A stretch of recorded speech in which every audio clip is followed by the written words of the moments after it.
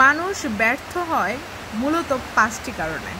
যদি সে অহংকারী হয়, যদি সে নিজের প্রতি ওভার কনফিডেন্স থাকে, ব্যক্তিটি যদি অন্যের খুশিতে খুশি হতে না পারে, ব্যক্তিটি যদি যে কোনো মানুষকে অন্য মানুষের সামনে অপমান করে, মানুষটি যদি সবসময় চিন্তা করে যে কিভাবে অন্যকে ছোট করা যায়, অসম্মান করা যায়, খাটো করা যায়, কত ধরনের বাধা প্রদান করা যায়।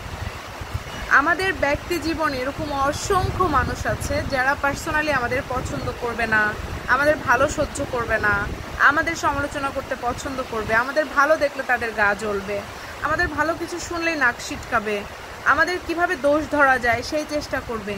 এই শ্রেণীর মানুষ সারা জীবন ওই রকমই থাকবে। দেখবেন যে তারা জীবনে কোনোদিন শান্তিও পাবে না।